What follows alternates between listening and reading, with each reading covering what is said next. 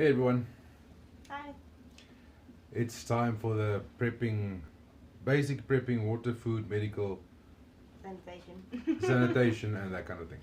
So, first things first, is I'm in the video because my wife doesn't want to be alone in the video, and she's in the video because I don't know how to read,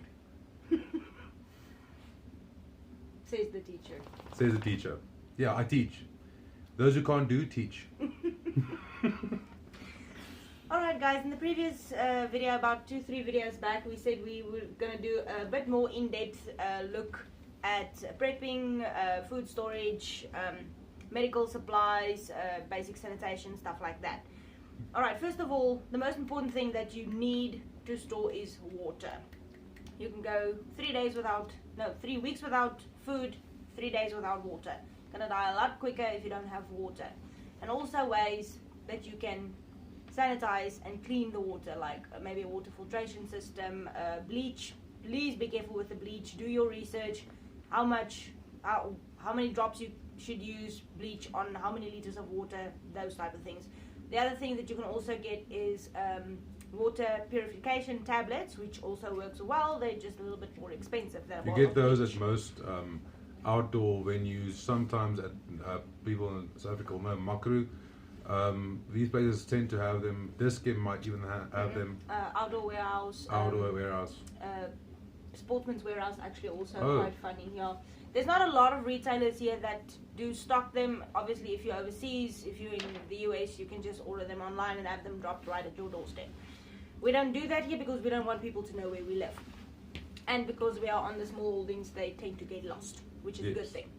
Alright, going into the food preps. There's two basic type of food storage that you can do. The first of all is long-term food storage, that is like wise buckets of food, freeze-dried foods. You buy them, you store them, you don't use them every day. They are basically your last resort food for after a SHTF situation. If you used up all the other food in your house, that is your last resort food. It's not stuff that you're going to use every day. And then the other option is a working pantry, which we do. It's basically you have between 6 months to a year's worth of food in your house that you rotate out over time. Canned foods, those types of things all have expiration dates. Condiments, after opening condiments, you have to use them within 6 months. A little bit less if it's not refrigerated. But the interesting thing that I found on the FDA's website seems that they do have a disclaimer that says that a lot of people don't understand the expiration dates on, for example, canned foods. The expiration date has nothing to do with how safe the food is to still eat.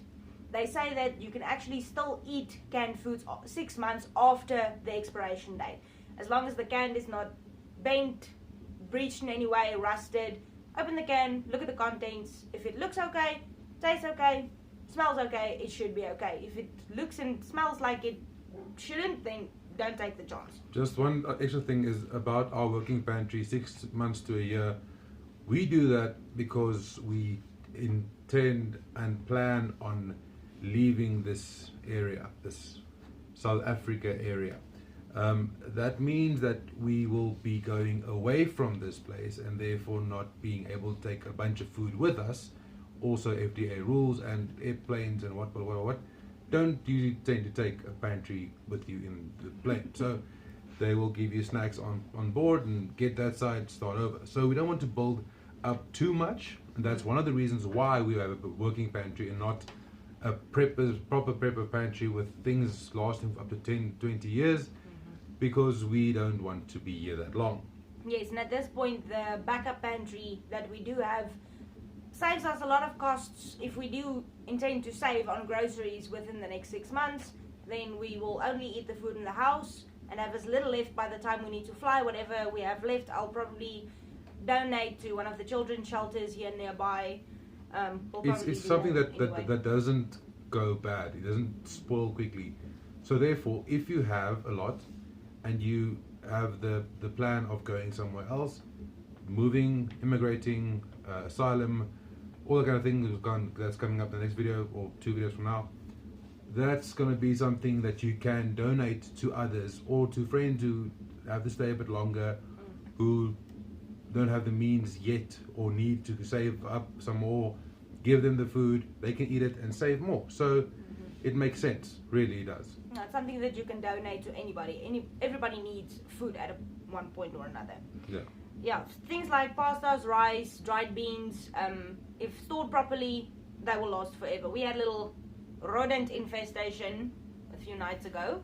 Got into one of my buckets that doesn't have a lid on it. It wasn't that bad.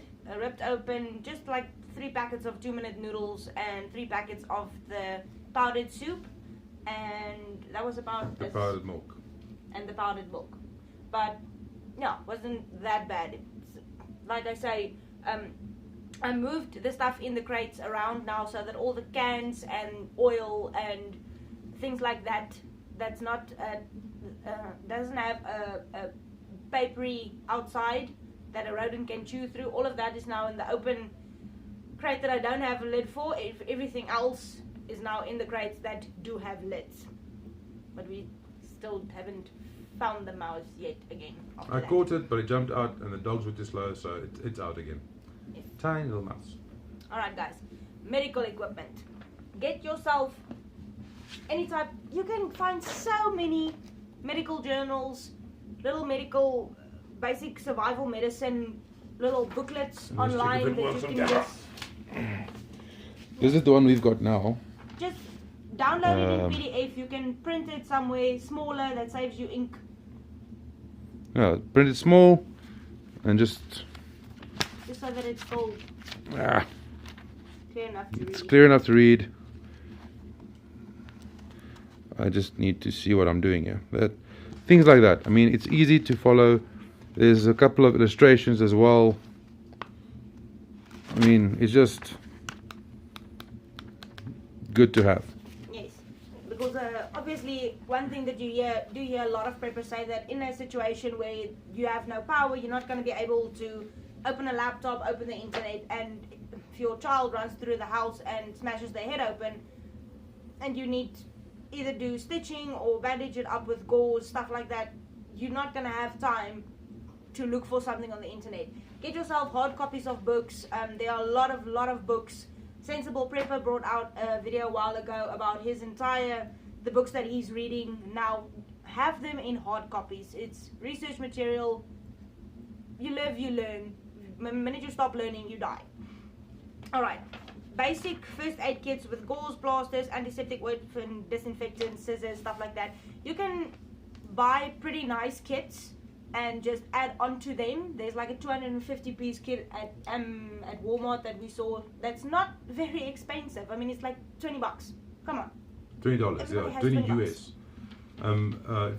If we need to check out things that work in terms of in South Africa, we can buy a smallish first aid kit with the basics in it for about 140 Rand. Now that's like your basic vehicle kit. It's like the small. It's a bunch of plasters and bigger than that, triangle and it gets like up to 400 or 500 Rand. So the basics you can get for cheap. However, with South Africa being the way it is, everything is more expensive, and if it's something you need, expect to pay a lot. Mm-hmm. That's why I'm bringing out the next video that I'm calling the Backyard Medic, because everyone knows a backyard mechanic. They're cheaper, but they're sometimes good. So I'm bringing out the Backyard Medic. Yes, and that stuff like.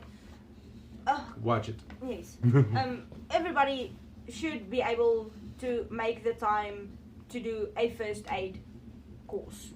Basic first aid, how to do CPR, things like that. Especially if you have kids, if you have friends that have kids, it's something very basic that everybody should know how to do. The other thing that's very important is painkillers, anti-diarrhea medicine, because that is something that can kill you very quickly. If you get a stomach bug, anything, waterborne disease like cholera, whatever, food poisoning, dehydration, you will die.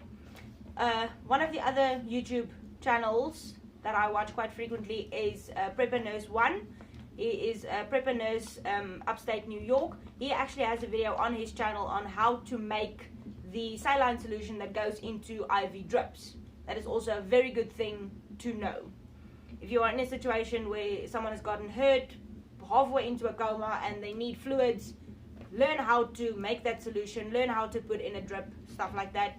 Could save someone's life. You probably A will. drip is something we call the IV lines Yes. in South Africa for those who are overseas. We call it drip, and in the proper medical terms in Americas, they call it an IV, intravenous drip. That thing. The other thing is also electrolytes. I haven't even checked on Amazon and Walmart what the little electrolyte sachets cost in the US. Here they are very expensive. They are 10 rand, which means if you want to buy 10, you have to pay 100 rand, which is, it's expensive. I'm not going to pay 100 rand for 10 little electrolyte sachets. So I've actually found, if you can Google the solution that goes into it. It's like a liter of water, 6 teaspoons of sugar, and half a teaspoon of salt. Just don't put too much salt and too little sugar. Just make sure you get the ratio right. And you can drink that. It's exactly the same thing as what goes into the electrolyte bags, just without the flavoring. Put lemon juice in it, whatever, I don't care. But yes, that is very good info to have. Find ways to save yourself money. Obviously, also in an SHDF situation, most preppers will have water, sugar, and salt. Not everybody's going to have electrolyte bags. Learn how to make it yourself. Okay. Yes, the other thing that's very important, we are seeing a big problem worldwide with diseases that are spreading. The Ebola, the dengue fever, everything. If someone gets sick or someone pitches up at your house who's sick, who cannot go to a clinic because they don't have money, the clinics are overrun, it's starting to look like an epidemic, use your common sense. Have your gloves, have your face masks, stuff like that. Don't touch bodily fluids. Don't. Oh, there's just Don't so share many toothbrushes. things. Don't share toothbrushes. Common sense, stupid things that could save your life. Don't have them using the same utensils in the house as the rest of the people, because that is unfortunately how these things spread. If you're an SHTF and you're washing up, you will probably not want to use your fuel to get hot water to try and clean plates. You'll probably use cold water and some detergent, and that should be Bleach. fine, like bleach. That should be fine to cover most of the dirt. However, big fevers like Ebola, dengue, all those You things, have to disinfect everything. they with need bleach hot and water. Chlorine. I see the other thing that I see that you Chlorine. But pool chlorine here is also very expensive. Cheaper to buy the bleach. Everything that seems to be a luxury will be cheap, more expensive in South Africa, just because there are luxury taxes on luxury items for people who think they are fancy. Alright, then basic sanitation that goes with that. Something that nobody thinks will be an issue. Preppers knows that it will be an issue. Toilet paper. Always have more than you think you will need.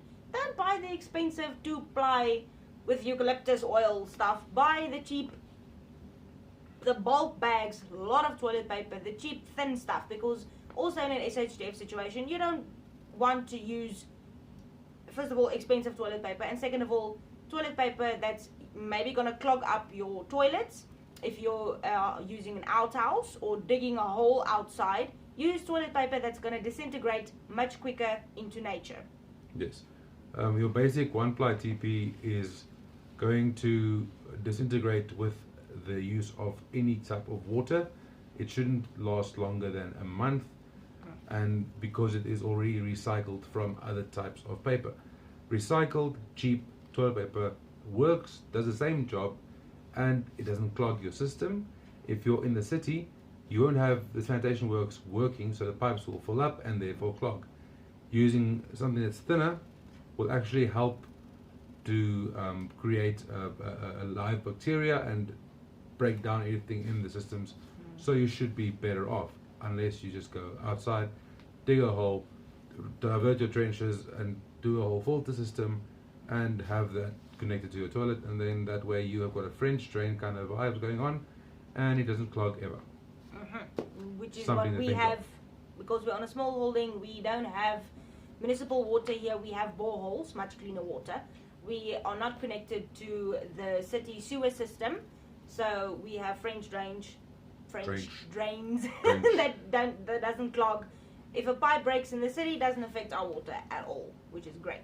And also, in a really, really bad SHTF situation, what makes where we live ideal now for where we are, in a really bad situation, there's no water, there's no electricity, we cannot get the borehole pumps to work.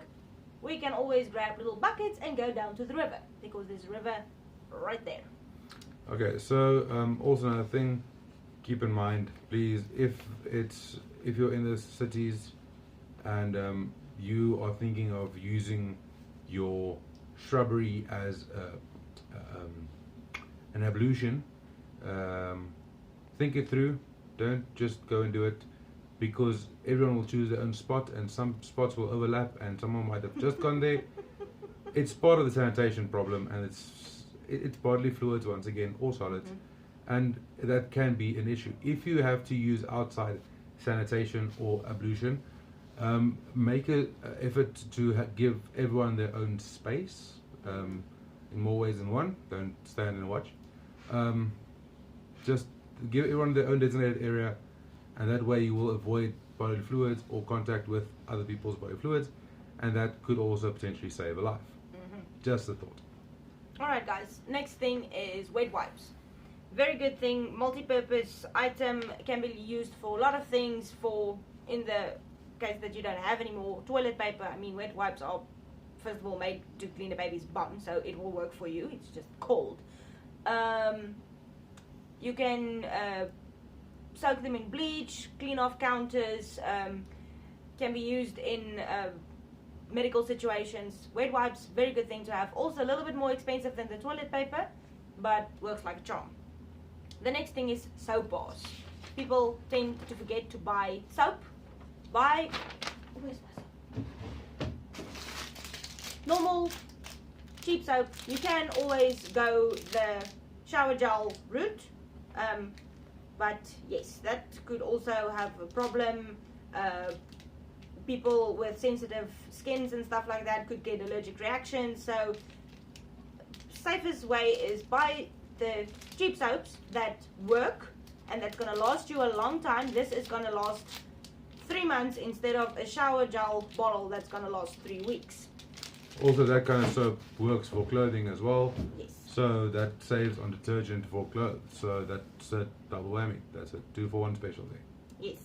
So washcloths, towels, toothbrushes, toothpaste, washing powder for your clothes, dishwashing soap, and bleach. Again, multi-purpose item. Try and find items that you can use for more than one thing. It saves on packing space, and saves on the amount of things you buy or give money out on. That will actually just clutter up your house or storage system. So toothbrushes and toothpaste and washcloths and things like, it's not very expensive. Most people can afford, if they go to the shops end of the month, just 100 Rand extra on your groceries. Toothpaste is like 15 Rand. The cheap toothbrushes is 15 Rand for 2. The little hand washcloths is like 12 or 15, maybe 20 Rand if you go really expensive, if you go Glodina. But yes, these are little things that you can start up over time. Same thing with your canned foods and your rice and your pastas and things like that. Just 100 Rand extra on your groceries will get you probably 5 cans and 4 bags of the macaroni. The macaroni is really cheap. It's like 10 Rand for 500 gram. You can stock those things up. If you have the means that you can buy in bulk, go to a bulk store like Macro.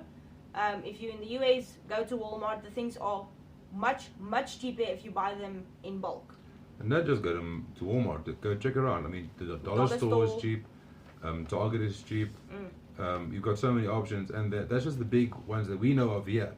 We know that there are shops in South Africa that no one in the world has ever heard of, because it's some...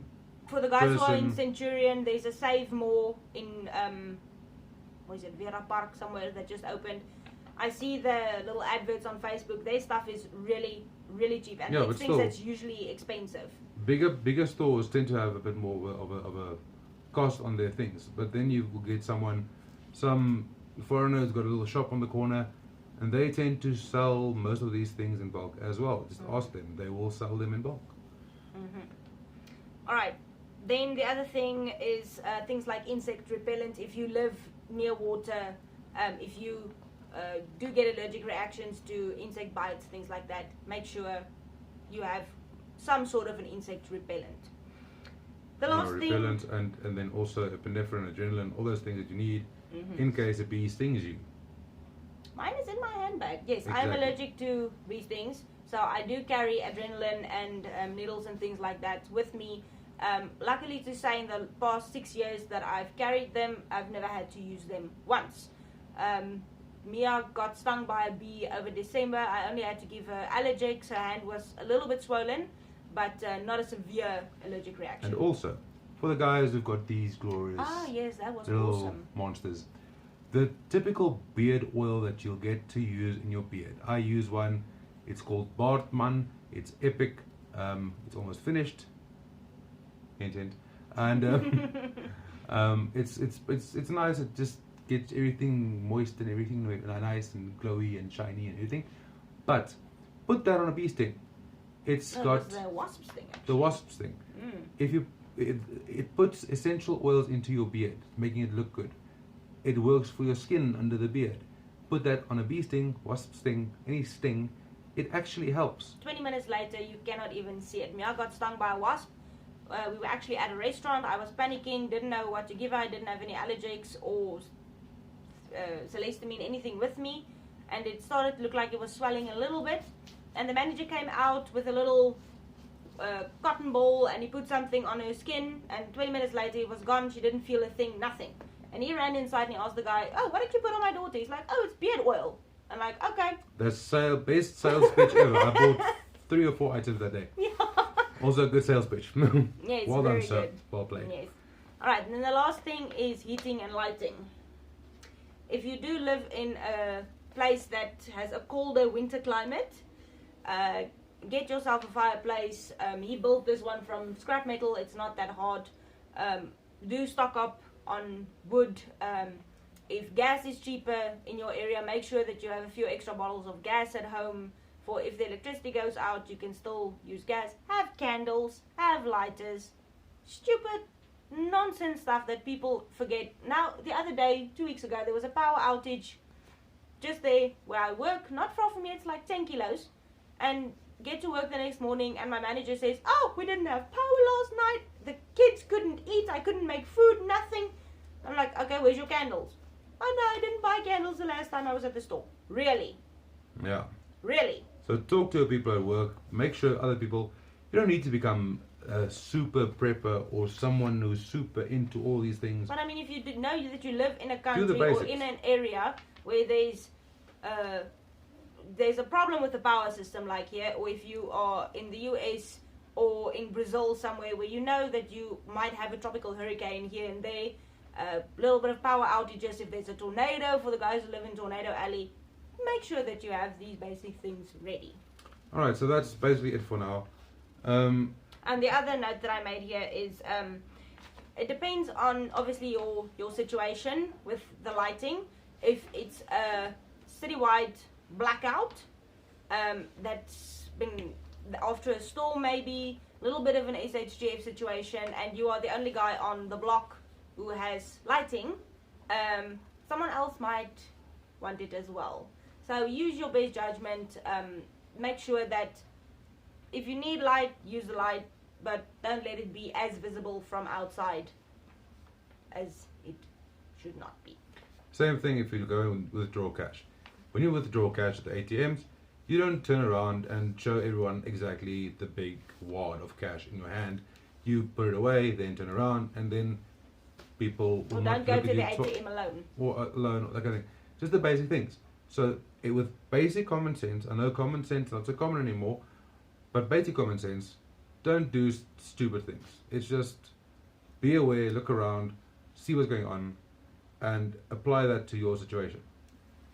Don't That's it. draw too much unnecessary attention to yourself when you in the shops. I mean, we don't even go to malls and things like that anymore. We buy our basic preps and weekly things that we need closest to home that we can get. That also saves on petrol. That's the other thing that I didn't even have in the notes. Make sure that you have a few jerry cans of petrol. Just make sure that they are stored safely, nowhere near a open fire source, things like that. If there is a situation where the power goes out and the pumps run dry or they cannot get it out because everything has electric pumps nowadays, that you at least have a little bit of a backup for your car. Alright, so it's probably a long video today, but it's just some information that you probably need. If you enjoyed this kind of content, that I know most of you do because there's a fire in the background, please like and share and comment down below your suggestions. Anything that you think we've missed. I know that a lot of people are going to comment a lot of things now, which is fine. We like the comments. We like to read through everything. Like LMS Tactical always says, the gold is in the comments. So feel free to just go and comment and tell everyone what your opinion is. Keep in mind that this video is only the basics. We're not going into axes and type of totes or long-term storage solutions or anything like that. It's just the basics. 6 months there's to a so year. many videos on YouTube. Go and do your own research. Don't just take our word for it. Go and look at Prepper Princess, Sensible Prepper, City Prepping, Canadian Prepper. There is big YouTube channels out there who bring out videos every 2-3 days on practical, sensible prepper solutions. Also look at Atlas Survival Shelters. They actually have very comprehensive solutions that are more long-term, more bigger and better and underground and awesome. I mean, if you have the space, you can prep as much as you want. Yeah, so go and check out other people as well. Tell people about us. Help us grow our channel, please. Soon you will hear pretty good news that we've gotten a hold of. So yeah, the next video you can look forward to is Backyard Medic, and after that I'll be doing a basic comparison between your bigger cities going out of South Africa, immigrating, on your options on asylum and so forth. So thanks for watching. I know it's a long video. We appreciate you guys, and keep watching and like, share, comment, subscribe, and ring the bell thingy, and Have a good night.